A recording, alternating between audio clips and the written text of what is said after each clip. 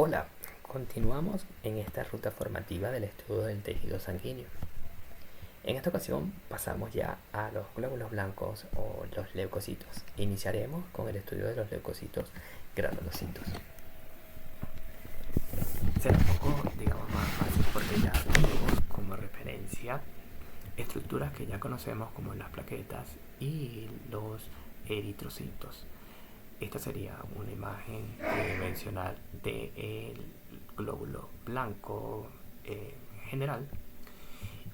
Y el término granulocito es porque en su proceso de diferenciación estas células adquieren la capacidad de almacenar, sintetizar, producir y almacenar lo que serían gránulos específicos o granulaciones específicas. Es importante recordar que los leucocitos, todos los leucocitos van a cumplir funciones fuera de los confines de la membrana plasmática. Eso sería en el tejido conectivo. Pero ¿cómo pasan estas células desde la luz del vaso sanguíneo hacia el tejido conectivo? Eso ocurre a través de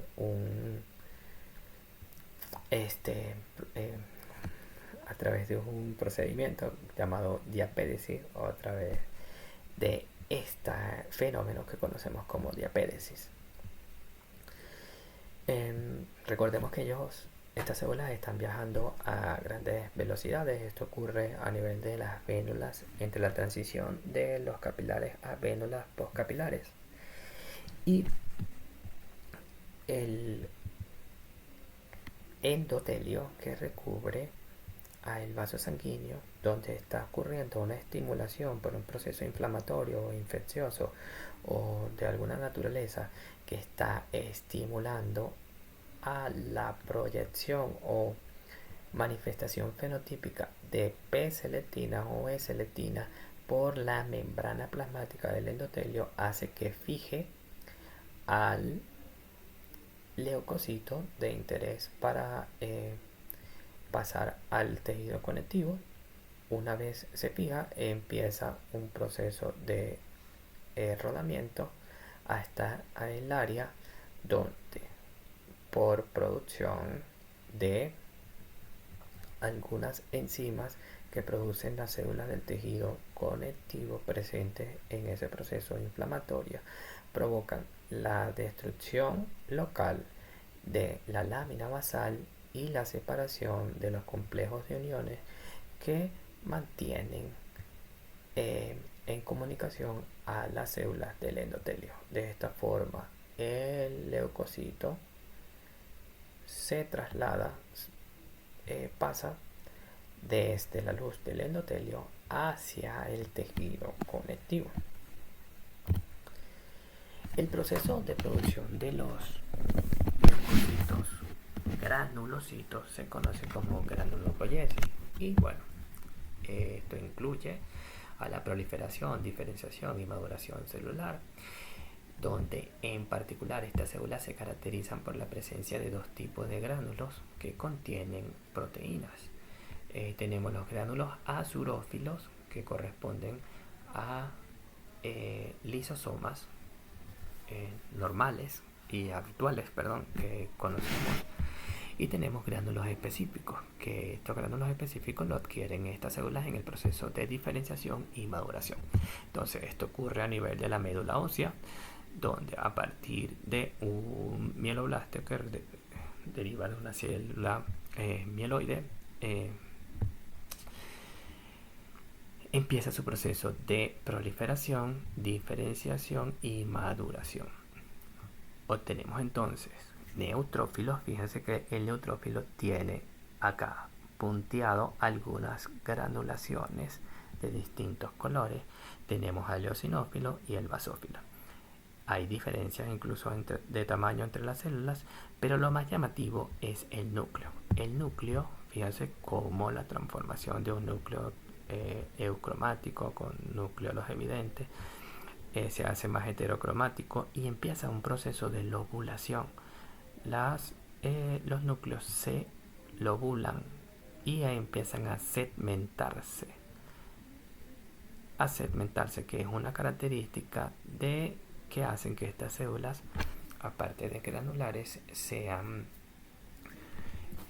polimorfonucleares, o sea que puedan tener varias formas el núcleo. Empecemos por el más numeroso o el que aparece en mayor cantidad de estos granulocitos. Se llama neutrófilo. El tamaño es de 12 a 15 micra. El núcleo tiene entre 3 a 5 lobulaciones. Aquí vemos 1, 2, 3, 4. Aquí vemos 1, 2, 3, 4. De hecho, las células se clasifican o se estima la edad de estas células debido a sus lobulaciones. Dirijámonos a esta imagen. Fíjate que esta célula es un neutrófilo, lo sabemos por su citoplasma, ya vamos a ver qué contiene. Y vemos que el núcleo no está segmentado. Cuando el núcleo no está segmentado, fíjate que tiene una C y una escotadura bien pronunciada. Esto sería la escotadura. Lo conocemos como callado o banda. Sería, en razón a lo que dije anteriormente, de las lobulaciones y la edad de las células, un neutrófilo joven. Pero fíjate en esta, ¿cuántas lobulaciones tiene? 1, 2, 3, 4, 5, 6, 7, 8 lobulaciones. Cuando tiene más de 6 lobulaciones, estos neutrófilos reciben el nombre de hipersegmentados y son característicos que aparezcan en enfermedades o aspectos clínicos como anemia perniciosa. El citoplasma, como bien lo describimos en el proceso de granulopoyesis de forma general anteriormente, contiene 3 tipos de gránulos, ya lo vamos a ver. De hecho, la neutrofilia que se le da, o este nombre de neutrofilia, es que el contenido de estos neutrófilos fija en diversas proporciones a los colorantes que forman parte de el colorante de Romanowsky o el principio de Romanowsky, ya sea Ginza o Gray, el que estemos utilizando. Ellos representan del 50 al 65% de los leucocitos totales examinados en un adulto saludable, y ellos permanecen en el torrente sanguíneo 10 horas porque van a cumplir su función fuera de los vasos sanguíneos, lo que sería en el tejido conectivo. De hecho, se estima que en la médula ósea haya un reservorio de neutrófilos maduros que se envíen a sangre periférica en momentos o crisis inflamatorias. Hay una estructura que nos permite incluso revelar el sexo del paciente y se presenta en las lobulaciones del neutrófilo, y es el corpúsculo de Barr, debido a que las mujeres o las personas con sexo genotípico o género genotípico femenino tienen 2 cromosomas X. Uno de esos cromosomas, o el cromosoma X, digamos, extra, en diferencia de los hombres, tiene una tendencia a quererse lobular o formar una lobulación independiente, y es lo que vemos acá, el corpúsculo de Barr. Sería importante que entre los hallazgos que hagas en el laboratorio trates de identificar si ves algún corpúsculo de Barr, y de esta forma identificar el sexo de paciente de la lámina a evaluar en el laboratorio. Dentro de la ultraestructura, que es parte de esta célula o este leucocito, dijimos que tienen 3 granulaciones distintas, que serían los azurófilos, conocidos como primarios, que corresponden realmente a lisosomas habituales que ya conocemos, y contienen entre sus constituciones mielaperoxidasa, enzimas hidrolíticas ácidas, defensina, catelicidina, tiene granulaciones específicas conocidas como secundarias que tienen entre eh, otras cantidades de enzimas como colagenasa, gelatinasa, fosfolipasa, activadores de complemento, lisosimas y lactoferrina.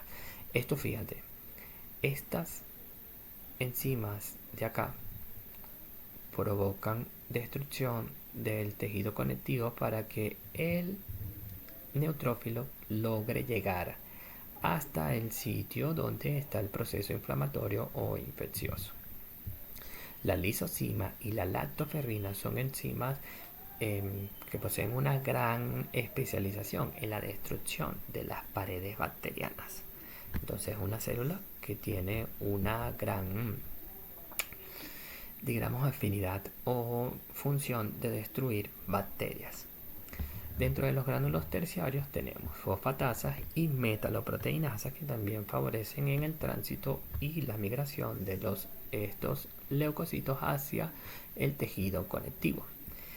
Describamos un poco lo que sería la estructura a nivel de microscopía electrónica de esta célula. Vemos acá un neutrófilo con unas altas granulaciones. Fíjate que las granulaciones varían mucho. Aquí vemos granulaciones un poco neutrófilas grisáceas acá. Vemos más unas porciones rojizas, unas porciones más basófilas, y esto es lo que da un aspecto como sucio o un aspecto bastante granulado al citoplasma de los neutrófilos. Pero es por esta gran cantidad de granulaciones. Fíjenla cómo las tenemos acá.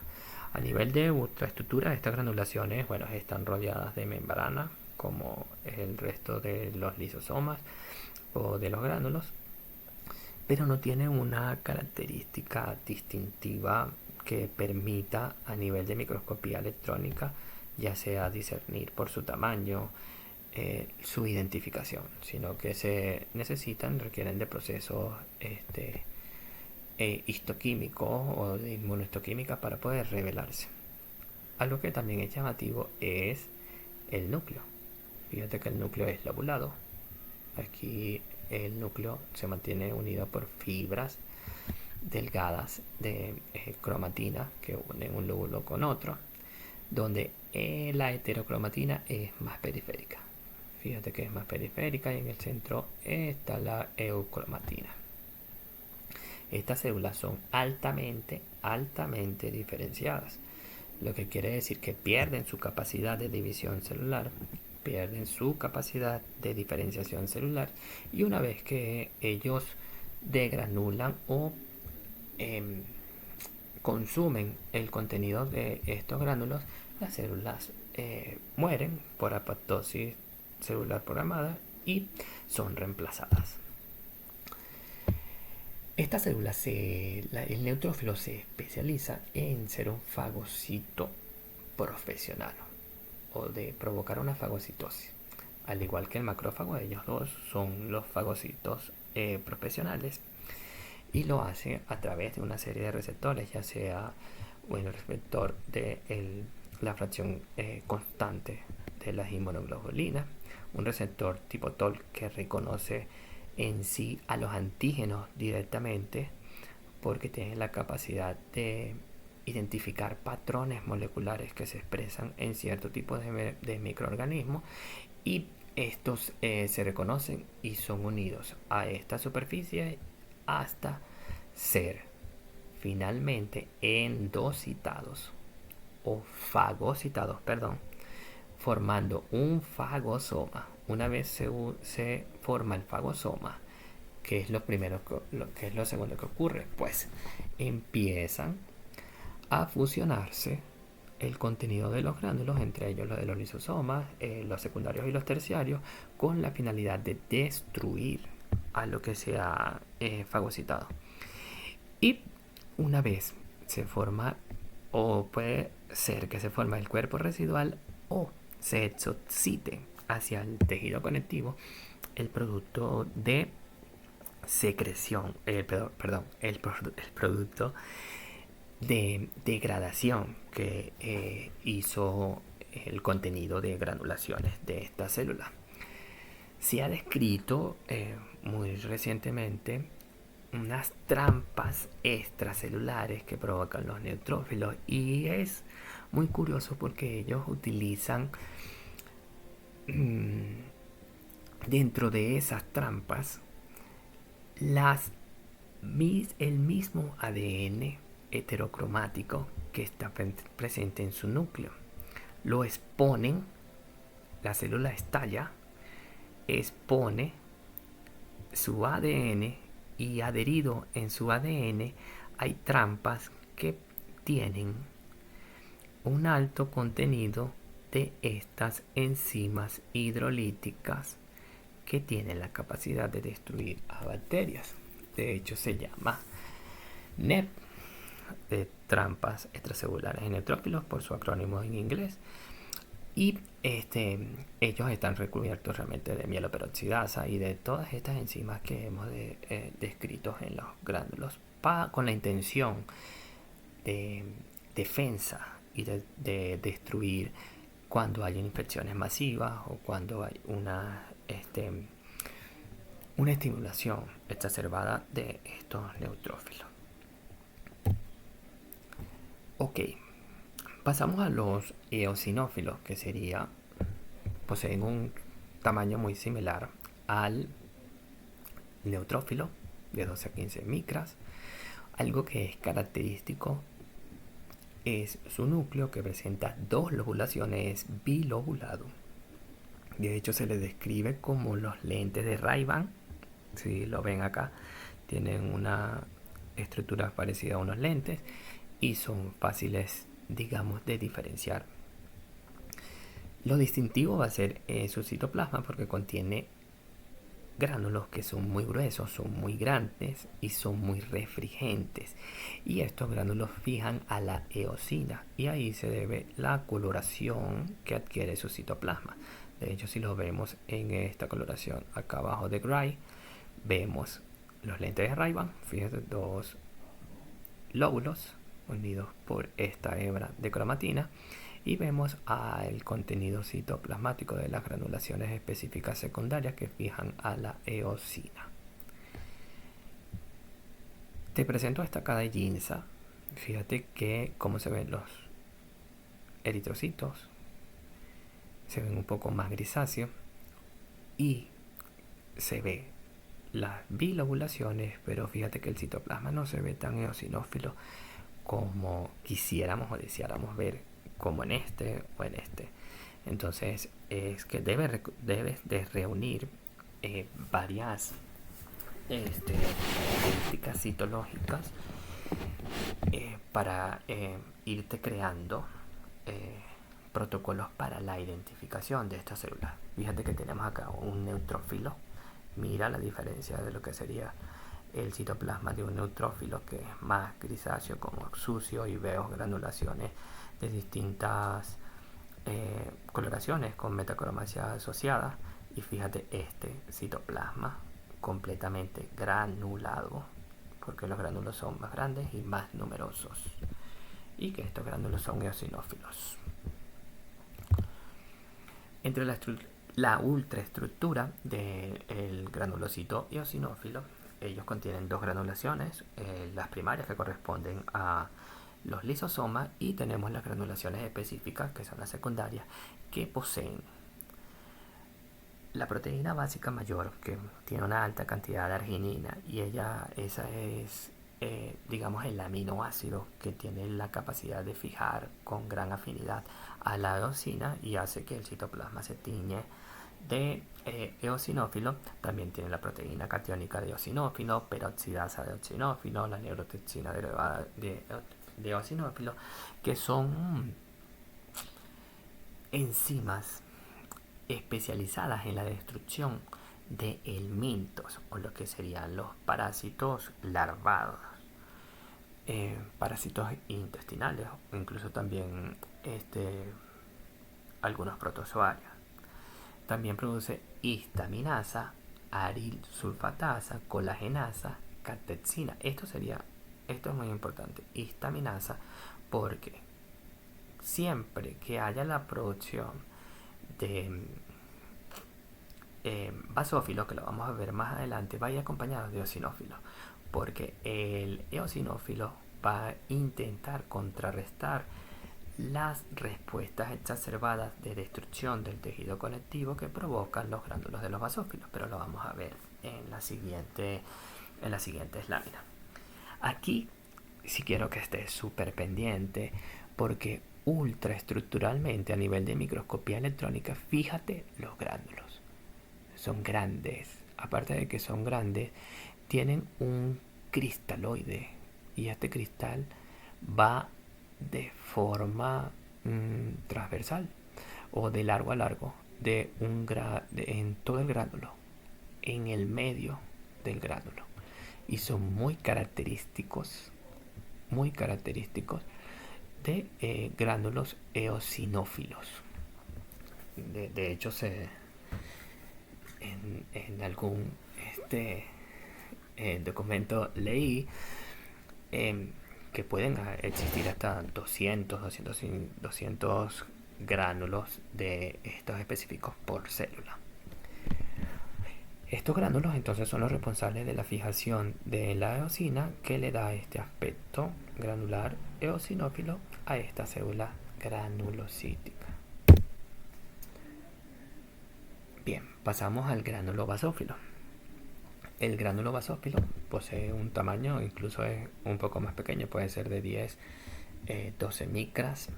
Tiene un núcleo que es lobulado, puede ser de 2 a 3 lóbulos, o puede ser en forma de S, en forma de J. Y aquí quiero hacer un paréntesis, porque estas características del núcleo han sido descritas realmente a nivel de microscopía electrónica, porque no se tiene como un contraste para poder evaluarse a nivel de microscopía óptica con los colorantes que se utilizan para su estudio, estos colorantes de Romanowsky, tanto Gray como Ginza. ¿Qué es lo que vemos acá? ¿Por qué? Porque en su citoplasma ellos contienen gruesos gránulos que son densamente agrupados y muy metacromáticos. Al ser muy metacromáticos, ellos fijan al colorante de azul de metileno, que es el mismo que va a fijar el núcleo, y no hay un contraste. Algo importantísimo también es que estos gránulos son solubles en agua. Entonces, en colorantes que estén inmersos o estén diluidos en agua, como el Ginza, pueden que estos gránulos no se conserven muy bien, cosa que con el Gray se ve favorecido, porque al utilizar alcohol permite que se fijen, se preserven mejor estas granulaciones. Aquí tenemos de hecho un Gray donde fíjense que se ve como una mora, o sea, tiene una estructura parecida a la superficie de una mora, tiene fijaciones a diferentes colores o intensidades de colores, lo que describe la metacromacia de los gránulos, donde vemos colores intensos como colores que viran desde el violeta, rojizo, aquí en su contenido, que oculta el núcleo y no lo observamos. Aquí también en esta otra extensión lo logramos apreciar, no se ve el núcleo. Entonces la forma del núcleo realmente ha sido descrita a nivel de microscopía electrónica. Aquí se ve un núcleo que pareciera ser lobulado, porque puede ser en forma de S, como digo, solo que en este plano de corte tal vez no se tomó estas fibras o hebras de cromatina que las mantiene unidas. Una característica de estas células es que toda la heterocromatina se distribuye hacia la periferia y la cromatina queda en el centro. Fíjense el tamaño de los gránulos, no tienen una distinción digamos a nivel de microscopía electrónica como en los cristaloides que vimos anteriormente en la eosina, pero sí son altamente fijadores de electrones, son bastante electron densos. Tienen entonces gránulos primarios que corresponden a enzimas hidrolíticas ácidas, y gránulos específicos secundarios que contienen heparina, histamina, heparansulfatan, leucotrieno, interleuquina 4, interleuquina 13, que van a estimular em, respuestas eh, alérgicas. De hecho, disculpa que haya pasado la lámina, de hecho, el, la membrana plasmática de el basófilo, esta que te estoy guardando aquí, expresa inmunoglobulina E, se sensibiliza con inmunoglobulina E. Vamos a dar un ejemplo. Si yo estoy sensibilizado a el maní, comí maní por primera vez, eso provocó una activación del sistema inmune para producir inmunoglobulinas E contra el maní. ¿Qué ocurre? Esas inmunoglobulinas E que se producieron empiezan a adherirse en la superficie de este granulocito basófilo. Perdón por el nombre, es basófilo. El granulocito, cuando se expone nuevamente ante la presencia del eosinófilo, va a reconocerlo, este receptor que funciona, esta inmunoglobulina que funciona como un receptor, y que hace que se liberen estos gránulos. Estos gránulos tienen heparina, que a qué te suena heparina. Fíjate que la heparina lo vimos que contiene ciertos tubos, es un anticoagulante y es un glucosaminoglicano, igual que el heparansulfato, y tiene muchas cargas negativas, y por eso es que la metacromasia que tiene esta célula. Y producen la histamina. La histamina es una molécula que provoca destrucción del tejido conectivo, intentando liberarse de esa sustancia que está induciendo a la degranulación de estos contenidos granulotóxicos que tienen estas células, porque lo reconocen como una sustancia extraña. De hecho, las inmunoglobulinas median lo que serían las respuestas alérgicas, ya sean respuestas alérgicas inmediatas o retardadas, y que tienen como función que a este antígeno realmente funciona como un alergeno para hacer esta respuesta rápida. De hecho, el tratamiento es antihistamínico porque tiene las propiedades de inhibir las funciones que inhiben a las respuestas de la histamina, o contrarresta, perdón, las respuestas de la histamina. Me regreso acá para que vean que los gránulos específicos de los eosinófilos tienen histaminasa, que hacen entonces que de una forma natural, o digamos nosotros regulatoria o controlada, los eosinófilos estén controlando la respuesta de los eosinófilos. Bueno, hemos llegado al final de este video.